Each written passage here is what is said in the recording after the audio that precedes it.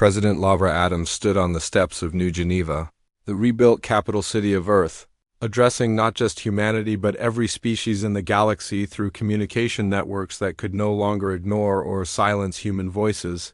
Behind her rose the towers of a city that had been destroyed 2 centuries earlier and rebuilt as something greater than it had ever been before. The Terran Federation officially announces its existence and claims its rightful place among the stars, she declared to the billions watching across known space. We return not as conquerors but as guardians, determined to ensure that no species ever again faces the threat of systematic extermination. The galaxy had changed dramatically in the weeks. Following the defeat of the alien armada at Sol, the Galactic Council had dissolved in disgrace, as member species withdrew their support and demanded answers about the lies they had been told for 2 centuries. Some alien governments had immediately sued for peace, while others attempted to form new military alliances against the human threat.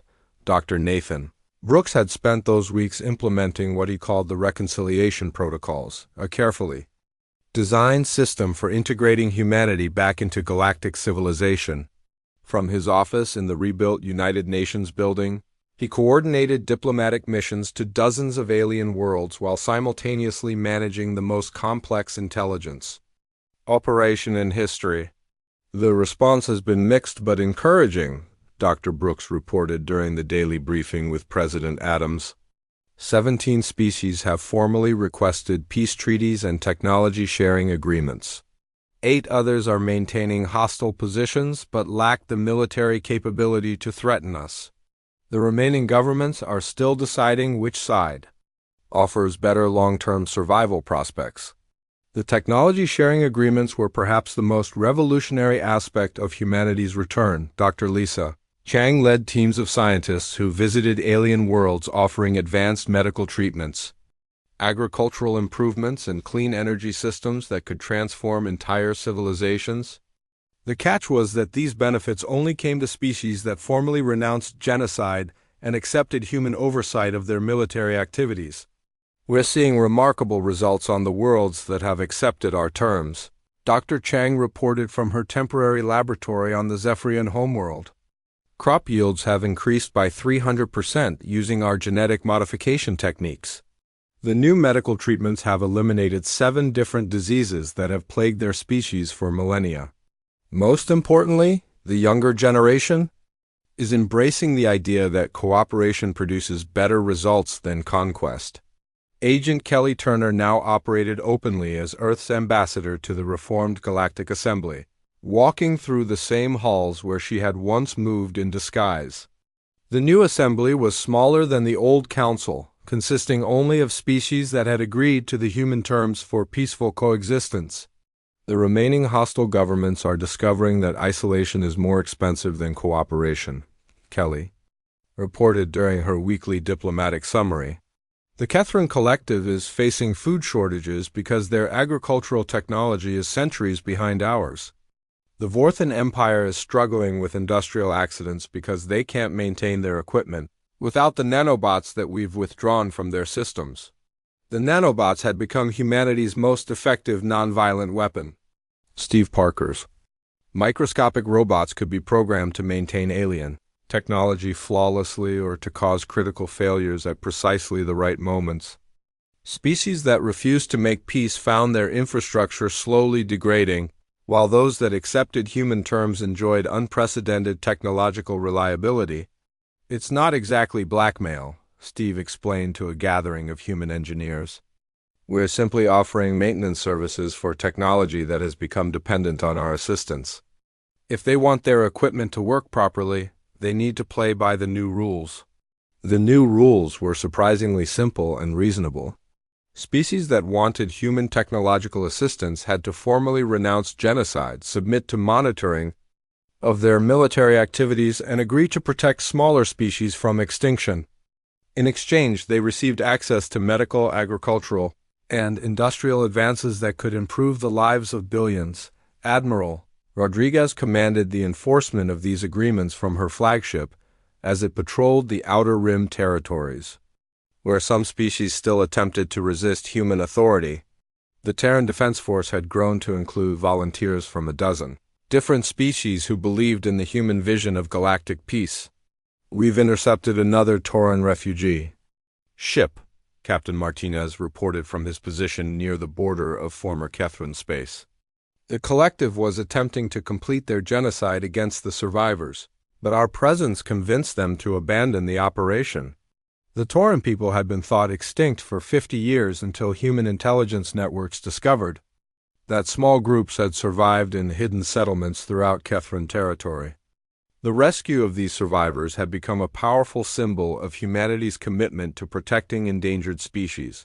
Gary Mitchell continued operating his communication networks from the asteroid belt, but now his messages connected not just human colonies but also alien worlds that had joined the new galactic community. His system had become the backbone of an interstellar internet that allowed instant communication across hundreds of light years. "Information sharing is proving to be our most powerful tool for maintaining peace," Gary reported.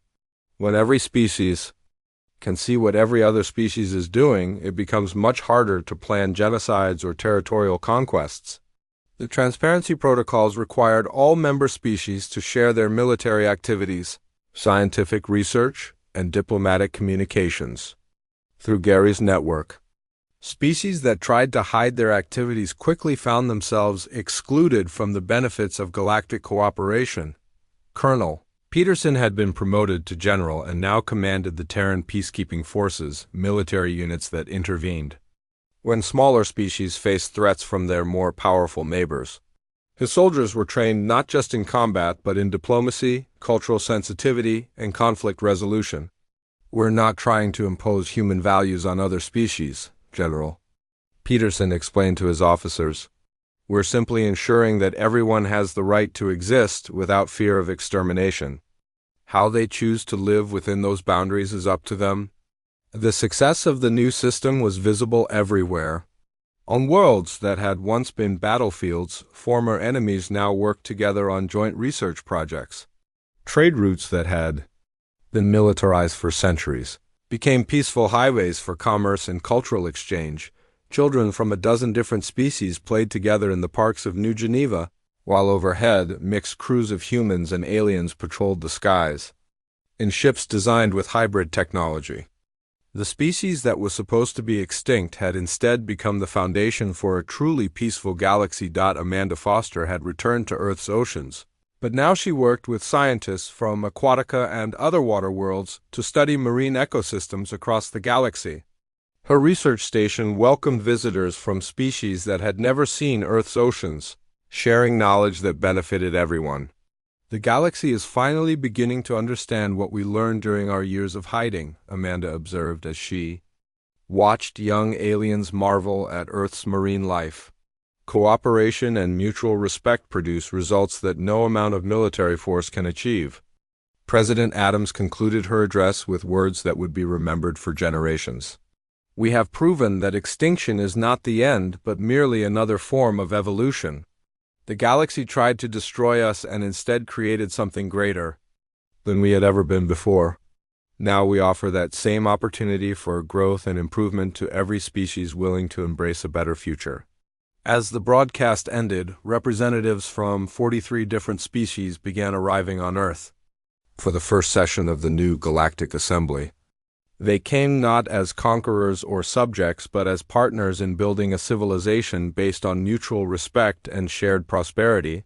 The species that had once been hunted to extinction now stood as guardians of galactic peace, ensuring that the mistakes of the past would never be repeated. Humanity had returned from the dead to teach the galaxy that true strength came not from the ability to destroy, but from the wisdom to protect and preserve all life among the stars. The Vorthan Empire's response came exactly as Admiral Claire Rodriguez had predicted. Within hours of the Human Revelation broadcast, Emperor Vorthak ordered every available warship to converge on the Sol system for what he called the final cleansing. The Emperor was old enough to remember the original human war, and his hatred burned as bright as it had 2 centuries earlier. "This time we will finish what we started," Emperor Vorthak declared to his assembled fleet commanders. "The humans think they can intimidate us with their parlor tricks and hidden colonies. But they are still the same violent species we nearly exterminated before. The largest armada in galactic history began its journey toward Earth, consisting of over 3,000 warships from the Vorthan Empire, the Kethran Collective, and 6 other alien governments that had joined the original coalition. The fleet was commanded by Admiral Zektar, who had been a young officer during the First Human War and now sought to complete his greatest victory. Admiral Rodriguez watched the approaching alien fleet from the command bridge of her flagship, the Invisible battleship New Horizon. She stood calm and confident as her tactical officers reported the enemy's progress through space. "They're coming exactly as we calculated," reported Captain Ryan Martinez, who had been promoted to serve as her chief tactical officer. 3,000 ships in standard formation, moving at maximum speed toward Earth's coordinates. "Any communication attempts?" Rodriguez asked. "None," replied Communications Officer Helen Roberts. "They're maintaining complete radio silence. This isn't a negotiation fleet, it's an extermination force." Rodriguez nodded with satisfaction. The alien response was perfectly predictable, driven by fear and old hatred rather than strategic thinking.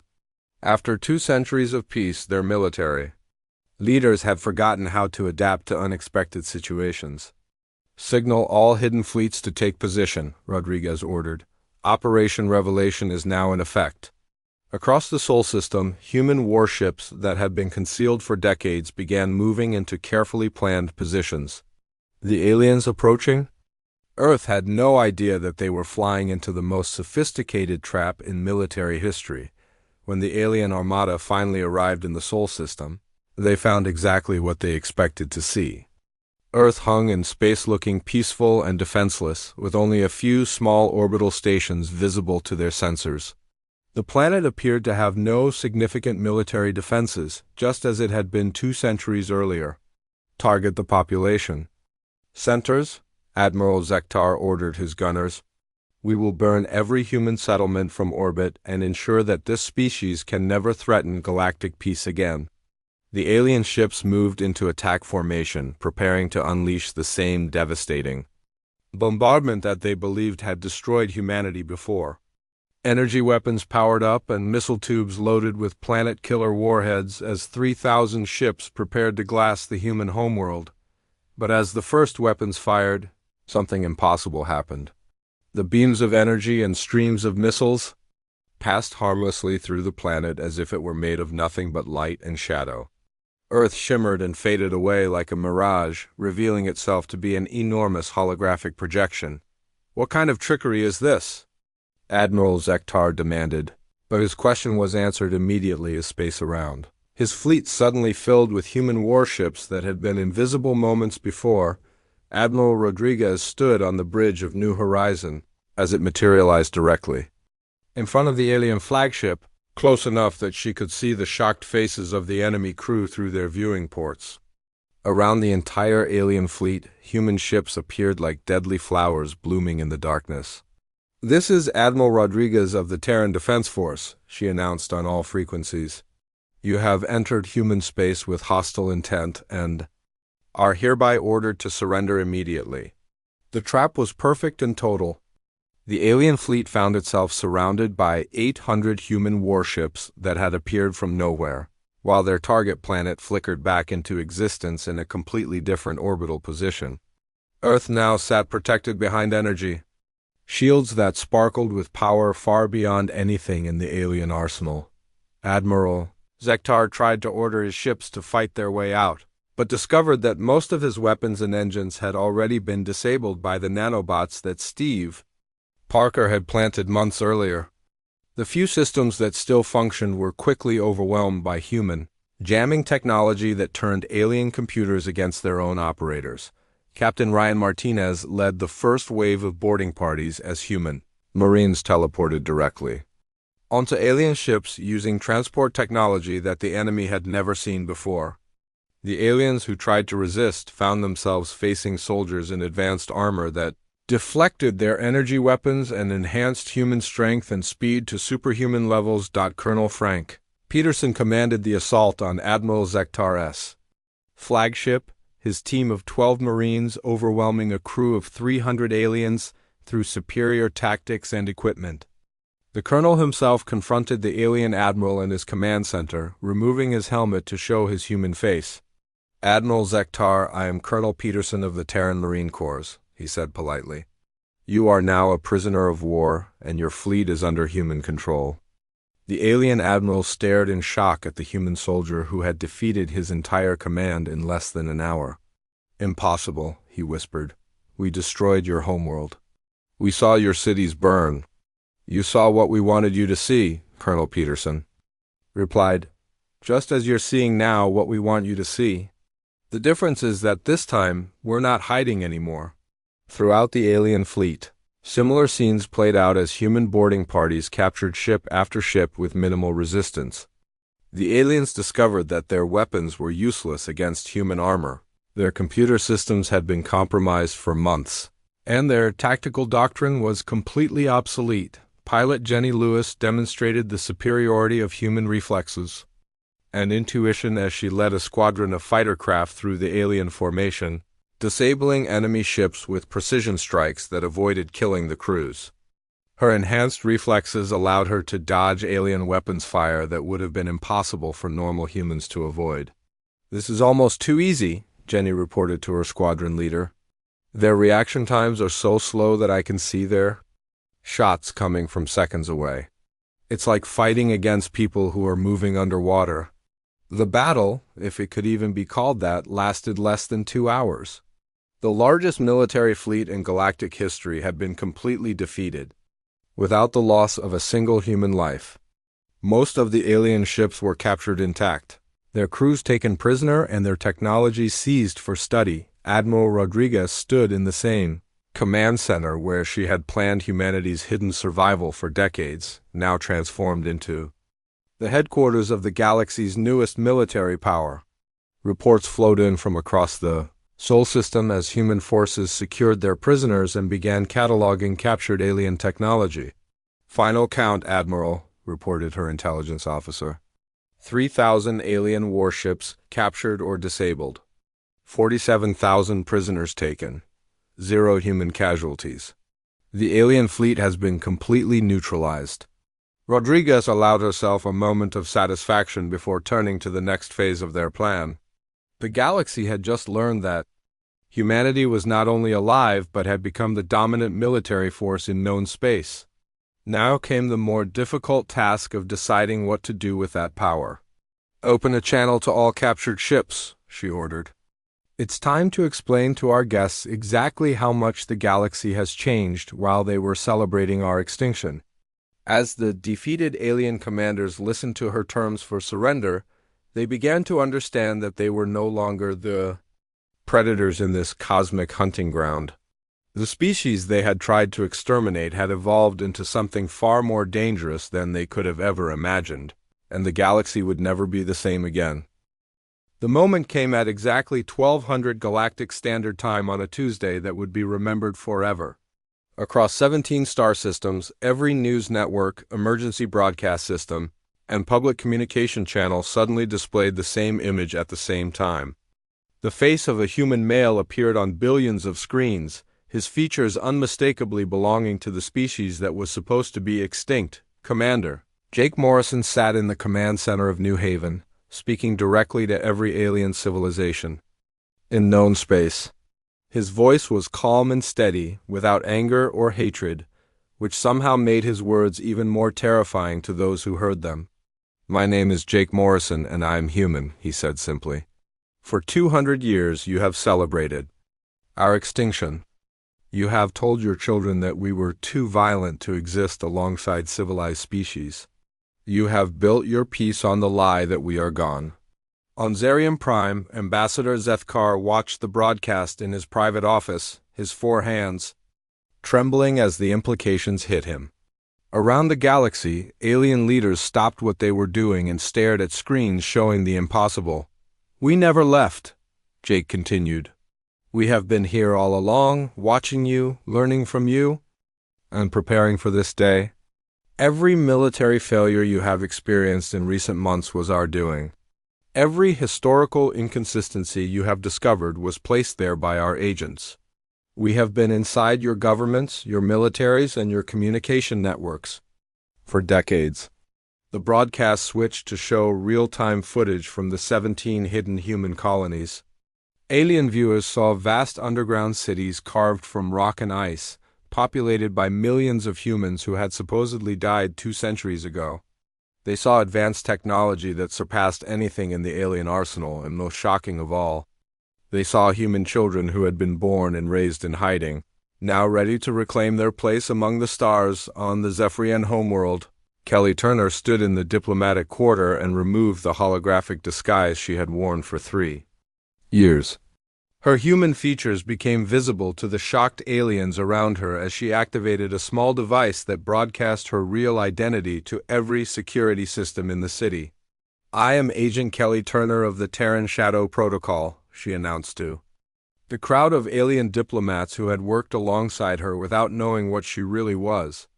"For 3 years, I have observed your government from within. I have attended your secret meetings, read your classified files, and reported everything back to my people." Similar scenes played out across the galaxy as human agents revealed themselves in coordinated strikes that crippled alien intelligence networks.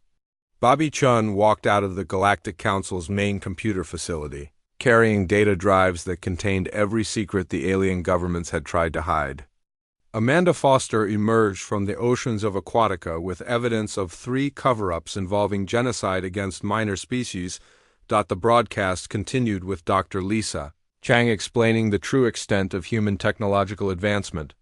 She showed footage of cloaking systems that could hide entire planets, energy weapons that could disable alien ships without destroying them, and manufacturing facilities that could produce ships and equipment faster than anything the aliens had ever imagined. "You believe that destroying our homeworld would end the human threat," Dr. Chang said, as images of Earth appeared on screen. "What you actually did was force us to evolve beyond the limitations of a single world. We are no longer bound by the weaknesses that made us vulnerable 2 centuries ago." The footage showed Earth as it really was, not the burned wasteland the aliens thought they had created, but a thriving world protected by energy shields and surrounded by defensive platforms. The planet had been rebuilt and fortified during the centuries of hiding, transformed into an impregnable fortress that could withstand any attack on the industrial world of Mechanica. Chaos erupted as alien workers discovered that their human colleagues had been sabotaging military equipment for months. Steve Parker stood in the main assembly hall and calmly explained how nanoscale robots had been weakening alien technology from within. "Every ship you built in this facility over the past year has been compromised," he announced to the stunned crowd. "Your weapons will not fire when you need them. Your engines will fail at critical moments. Your communication systems will go silent when you try to coordinate attacks against us." Security Chief Vaxton watched the revelations unfold from his command center, realizing that his entire security apparatus had been infiltrated and compromised. The technical failures that had plagued alien military forces for months suddenly made sense, but the knowledge came too late to do anything about it. "Sir, we're receiving reports from across the galaxy," his aide reported, her voice shaking with fear. "Human agents are revealing themselves on 47 different worlds. Our entire intelligence network has been compromised." The broadcast reached its climax when Admiral Claire Rodriguez appeared on screen wearing the uniform of the Terran Shadow Fleet. Behind her stood the captains and crews of ships that had been hidden for 2 centuries, finally ready to emerge from the darkness. "The galaxy will now face a choice," Admiral Rodriguez announced. "You can accept that humanity has returned and negotiate a peaceful coexistence, or you can attempt to repeat the mistakes of 2 centuries ago. I should warn you that we are no longer the species you remember from the war." As if to demonstrate her point, the space around several major alien military bases suddenly filled with human warships that had been invisible moments before. The ships appeared like ghosts materializing from nothing, surrounding alien fleets that had thought themselves secure. Captain Ryan Martinez commanded one of these Revelation fleets as it appeared around the Kethrin mining operation at Proxima Centauri. The aliens who had been threatening to discover the hidden colony suddenly found themselves staring at 50 human warships that had been watching them the entire time. "This is Captain Martinez of the Terran Shadow Fleet," he announced on all communication frequencies. "You are hereby ordered to cease mining operations in this system and withdraw to your own territory. Any attempt to continue will be met with appropriate force." The Kethran commander tried to activate his ship's weapons, only to discover that they had been disabled by Steve Parker's nanobots months earlier. His engines failed when he tried to escape, and his communication systems went silent when he attempted to call for help across the galaxy. Alien military commanders found themselves facing the same situation. Human ships appeared where none had been detected moments before, while their own vessels suffered mysterious system failures that left them helpless. The broadcast concluded with Jake Morrison making one final statement that would echo through history. "We do not seek conquest or revenge," he said. "We seek only to ensure that no species ever again faces the threat of systematic extermination. The galaxy has 200 years of peace to account for, and we intend to see that such peace continues under proper management." As the transmission ended, alien governments across the galaxy faced the terrifying realization that everything they thought they knew about human extinction had been wrong. The species they had tried to destroy had instead become the most advanced civilization in known space, and they had been watching and judging every action for 2 centuries. The age of alien dominance was over, and the age of human oversight was about to begin. Security Chief Vaxton stood in the main control room of the Galactic Defense Network, staring at screens filled with red warning lights. For the past month, military systems across 17 different star systems had been failing without explanation. Warships lost power in the middle of routine patrols, communication arrays went silent for hours at a time, and automated defense platforms shut down just when they were needed most. "Show me the latest reports," Vaxton ordered his technical staff. The 4-armed Nixarian had been in charge of galactic security for 40 years, and he had never seen anything like this pattern of failures. "3 more incidents in the past day," reported Junior Analyst Kethmar, her insectoid features clicking nervously. "A Vorthan battleship lost all navigation control near the Rigel system.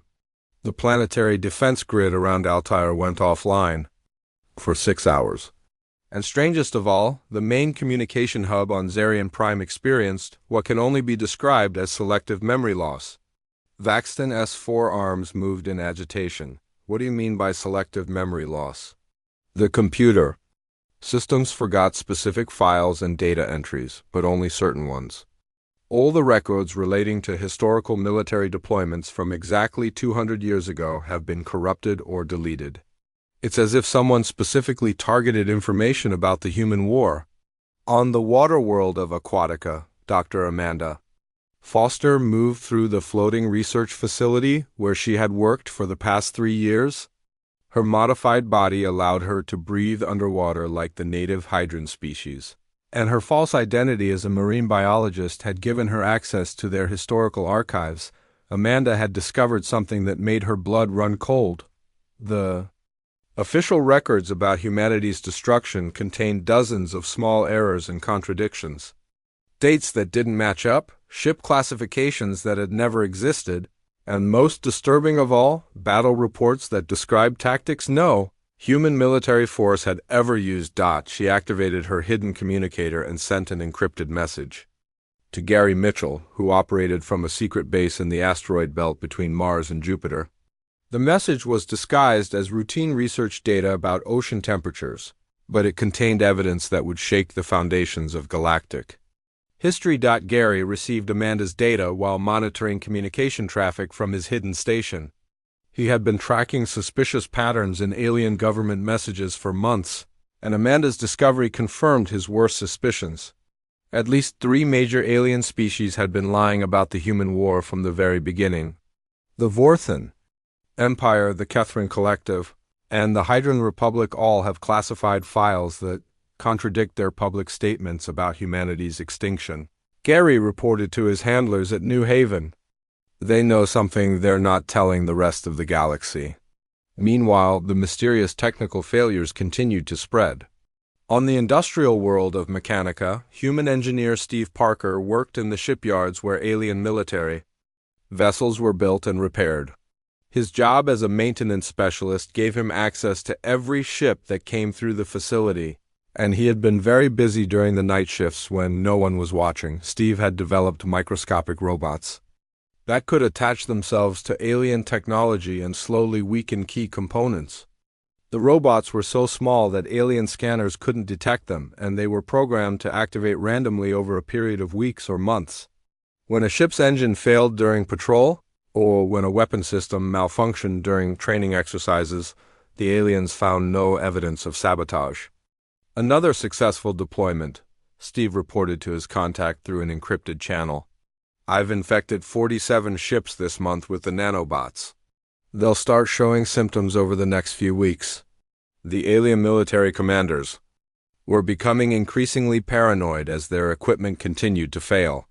Some suspected sabotage by rival species, while others wondered if their technology had simply become too complex to maintain properly. None of them considered the possibility that an extinct species might be responsible. Communications specialist Helen Roberts operated from a hidden facility on the dark side of Earth's moon, coordinating an information warfare campaign that spanned the entire galaxy.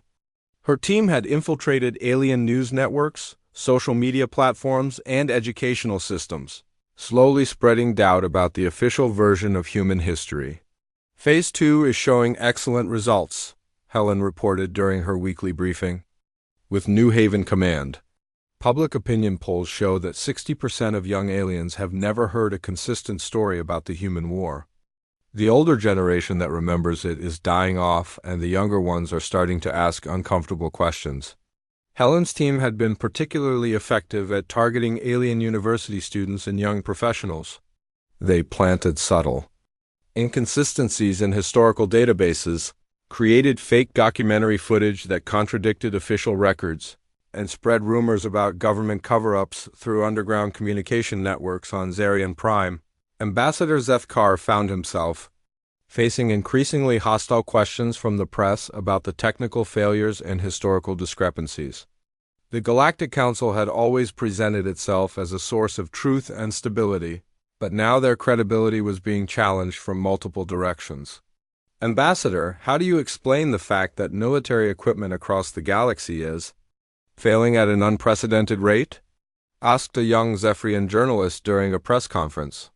These are isolated incidents, Zethkar replied, but his voice lacked its usual confidence. Our technical experts are investigating each case thoroughly.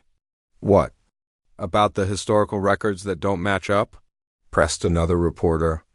Students at the University of Vega have found 17 different versions of the Battle of Seoul, and none of them agree on basic facts like how many ships were involved.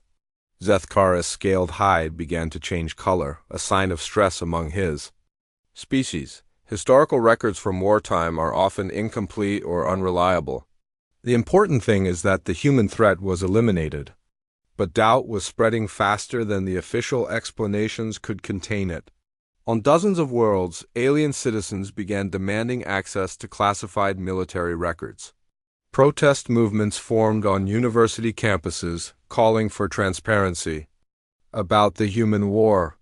Some extremist groups even claimed that the government had been lying about humanity's extinction, deep beneath Europa's ice. Commander Jake Morrison watched the growing chaos with satisfaction. The carefully orchestrated campaign was proceeding exactly as planned. 2 centuries of patient observation had taught humanity exactly how to exploit the weaknesses in alien society. The technical failures are causing real damage to their military readiness, reported Dr. Chang during the daily briefing. Admiral Rodriguez estimates that alien military effectiveness has decreased by 30% over the past month, and the information warfare campaign is working even better than we hoped, added Intelligence Director Sharon Martinez. 3. Different alien governments have launched internal investigations into historical record-keeping. They're so busy fighting each other that they're not looking for external threats? Jake nodded approvingly. What about our agents in deep cover? All positions are maintained, Sharon replied. Kelly Turner has been promoted to senior diplomatic status on the Zephyrian homeworld. Bobby Chun now has administrative access to the Galactic Council's most sensitive databases. Amanda Foster has been invited to speak at the next conference on galactic history. The irony was not lost on any of them. Humanity's greatest weapons against the aliens were not battleships or energy weapons, but patience and intelligence. While the galaxy celebrated 2 centuries of peace, humans had been studying their enemies and learning how to defeat them without firing a single shot. As alien military systems continued to fail and their historical narratives fell apart, humanity prepared for the final phase of their plan. Soon, the galaxy would learn that extinction was just another word for evolution, and that the species they thought they had destroyed had instead become something far more dangerous than they could ever imagine. Captain Ryan Martinez guided his ship through the empty space between 2 solar systems, keeping well away from the busy trade routes that connected the alien worlds. The Silent Arrow was invisible to every scanner the galaxy had ever produced. Its hull covered in technology that bent light and energy around it like water flowing around a stone. Ryan had been born on Europa like most humans of his generation, but he had spent half his life in the black emptiness of space, watching and learning about their enemies. His crew of 12 operated in perfect silence, speaking only when necessary and moving like shadows through the corridors of their ship. "Captain, we're picking up a large convoy heading toward the Vega system," reported his navigator, Petty Officer Sam Walsh. The young man's voice was barely above a whisper, though there was no chance of being overheard in the vacuum of space. "How many ships?" Ryan asked, studying the tactical display that showed dozens of alien vessels moving in formation. 43 heavy transports with military escort, Sam replied. "All Kethran collective markings." "They're carrying industrial mining equipment?" Ryan felt his stomach tighten. The Kethran were one of the most aggressive species in the galaxy, always looking for new worlds to strip of resources. If they were heading toward Vega with that much equipment, it could only mean one thing. "Set course for the Proxima Centauri system," Ryan ordered. "Best speed, but keep us hidden."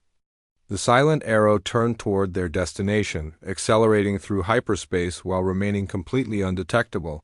Ryan knew that the colony called New Pittsburgh had been built in the asteroid belt around Proxima Centauri, hidden inside what looked like natural rock formations. 50,000 humans lived there, thinking they were safe from discovery. 3 days later, Ryan's worst fears were confirmed. The Kethran fleet had taken position around Proxima Centauri and begun setting up massive mining platforms. Their scanners were already probing deep into the asteroid belt, looking for the richest deposits of rare metals. "Send an emergency message to New Haven," Ryan told his communications officer. "Priority Alpha, the Kethran are going to find our people within the week."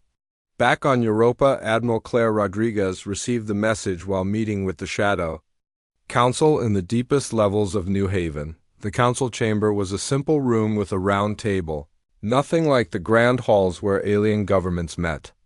These 12 men and women had guided humanity through 2 centuries of hiding, and now they faced their greatest challenge. "We always knew this day would come," said Dr. Nathan Brooks, the council's chief strategist. His gray hair and lined face showed the weight of decades spent planning for every possible threat. "The question is whether we're ready to reveal ourselves. We have agents in place across 17 different alien governments," reported Intelligence Director Sharon Martinez, Ryan's aunt. "Our technology is generations ahead of theirs. Our people are trained and ready. But once we show ourselves, there's no going back to hiding."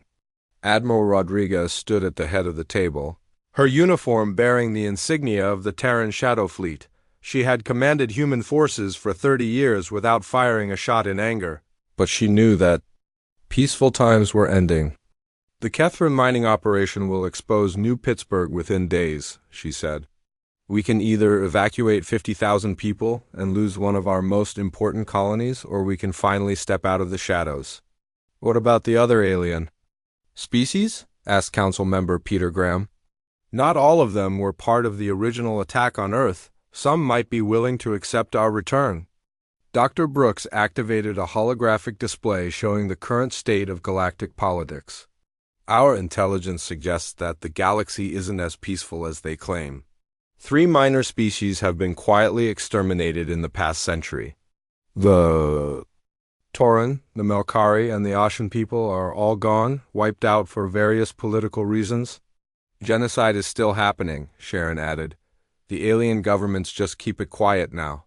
They learn from the human war that big military actions draw too much attention. Admiral Rodriguez made her decision. We begin Phase 1 of Operation Daybreak immediately. Small teams only, targeted infiltration of key alien facilities. We need to be in position before we reveal ourselves. Across the galaxy, human agents who had spent years or even decades living among aliens received new orders. Kelly Turner, who had been posing as a Zephyrian diplomat for the past 3 years, began gathering intelligence about military installations and government communications networks. On the industrial world of Mechanica, Bobby Chun worked as a maintenance technician in the Galactic Council's central data processing facility. His job gave him access to every computer system the alien governments used, and he had been slowly copying their files for months without anyone noticing. Dr. Amanda Foster swam through the underwater cities of Aquatica, her body modified with artificial gills that let her live among the amphibious Hydran people.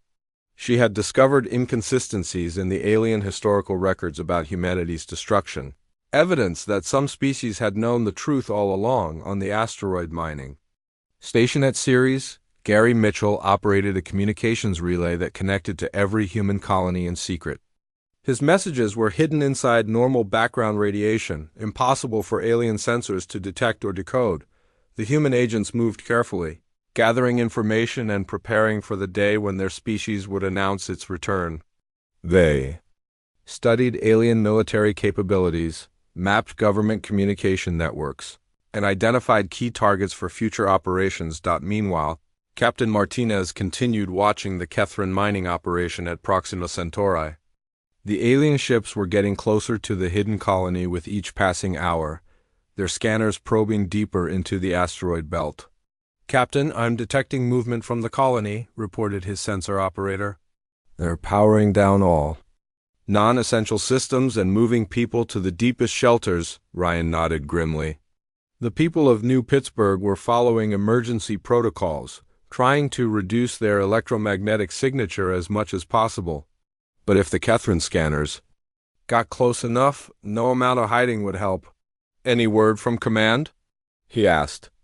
"Admiral Rodriguez has authorized Phase 1 deployment," his communications officer replied. "All agents are moving to their positions. We're cleared to begin active reconnaissance of alien military assets." Ryan felt a mixture of excitement and fear. After 2 centuries of hiding, humanity was finally ready to step back onto the galactic stage. The aliens thought they had destroyed the human species, but they were about to learn how wrong they had been. The Silent Arrow adjusted its course toward the nearest Kethran command ship, its sensors recording every detail of alien technology and tactics. Soon, the Watchers would become hunters, and the galaxy would discover that humanity had spent their years of exile learning how to fight smarter instead of harder. In hidden bases across 12-star systems, human military forces began their final preparations for the day when they would no longer need to hide. The great crystal towers of Zarian Prime reached toward the purple sky like frozen lightning. Inside the largest tower, beings from across the galaxy gathered in the Grand Assembly Hall. Today marked 200 years since the humans had been wiped from existence, and the galaxy had known peace ever since. Ambassador Zethkar stood tall on his 6 legs, his scaled hide gleaming under the chamber lights. He was old enough to remember the human war and the terrible final battle. The crowd of alien delegates listened as he spoke about the dark times when humans had threatened every peaceful world. 2 centuries ago, our fleets joined together above the 3rd planet of the Sol system, Zethkar said, his voice carrying across the hall. The humans fought like wild animals until the very end. When their world burned, we thought we had learned a hard lesson about letting violent species spread across the stars. The other ambassadors nodded in agreement. The Kethran representative clicked his mandibles in approval while the floating gas beings from Nefara pulsed with satisfied colors. Everyone remembered the stories of human aggression and their refusal to follow galactic law, far away from Zarian Prime. Deep beneath the frozen surface of Europa, Jake Morrison watched the alien celebration through hidden cameras. The underground city of New Haven stretched for miles in every direction, carved from ice and rock over many decades. Thousands of humans lived here, working and raising families while the galaxy above believed their species was extinct. Jake sat in the command center, surrounded by screens showing views from secret observation posts scattered across known space. His weathered face showed no emotion as he listened to the alien lies about humanity's destruction. He had been just a child when his parents brought him to this hidden place, but he remembered the real story. "Commander Morrison, we have new intelligence from the Outer Rim," said Dr. Lisa Shang as she entered the command room. Her white lab coat marked her as one of the settlement's top scientists. She carried a data pad filled with information from their spy networks. "What are they saying about us today, Lisa?" Jake asked without turning from the screens. "The same old stories," Lisa replied, setting down the data pad. "According to their history books, we were a plague that had to be stopped. They still teach their children that humans were too violent to exist alongside civilized species." Jake finally turned to face her. "And they have no idea that we're still here, watching everything they do." Lisa shook her head. "Our cloaking systems are working perfectly. 17 hidden colonies across 12 different star systems, and not one has been detected. The aliens think they glassed empty space when they bombed Earth. The truth was far different from what the galaxy believed. 50 years before the supposed extinction event, a secret group called the Terran Shadow Protocol had begun preparing for the worst. They had seen how the first contact missions went wrong and knew that war was coming. When the alien fleets arrived at Earth, they found cities full of people and fought what they thought was humanity's last stand. But the Shadow Protocol had been working for decades to build hidden shelters and underground cities. The people the aliens killed were volunteers who stayed behind to make the deception look real. While the rest of humanity hid in places the aliens would never think to look. Got Dr. Chung pulled up a holographic display showing the current status of all human settlements. New Vancouver is expanding their mining operations. The colony on Titan just finished their new hydroponics facility. And our people on Kepler 442b report that their cover as an abandoned research station is still holding. Jake studied the data with satisfaction. 200 years of hiding had not been wasted time. Human technology had advanced far beyond what it had been during the war. They had learned to build ships that could not be detected, weapons that could disable alien technology without destroying it, and most importantly, they had learned patience. "Any word from our agents in alien space?" Jake asked.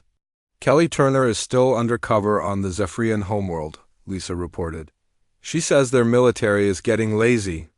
They haven't fought a real war in generations." Bobby Chun managed to access the Galactic Council's main computer network last week. "The security is laughably weak." Jake allowed himself a small smile. The aliens had grown soft during their centuries of peace, while humanity had spent that same time becoming stronger and more determined. Every hidden colony was a fortress. Every secret agent was a weapon waiting to be used. "What about the Proxima situation?" Jake asked. Lisa's expression grew serious. "The Kethran Collective is moving forward with their mining plan. They want to strip the entire system for rare metals. If they start deep scanning, they'll find New Pittsburgh and all 50,000 people living there. Then it's time to move to the next phase," Jake said quietly. "Send word to Admiral Rodriguez on the command ship. Tell her to begin Operation Daybreak." Lisa nodded and began entering commands into her console. Across the galaxy, hidden human agents would soon receive new orders. The time for hiding was coming to an end. Outside the command center, children played in the artificial parks of New Haven while their parents worked in laboratories and factories none of them had ever seen. The surface of a world under open sky, but they knew their day would come. The generation that remembered Earth was growing old, but their children were ready to reclaim their place among the stars. As Jake watched the alien celebration continue on Zarian Prime, he thought about what the galaxy would soon learn. Humanity had never been extinct. They had simply been waiting for the right moment to remind everyone why they should never be underestimated again.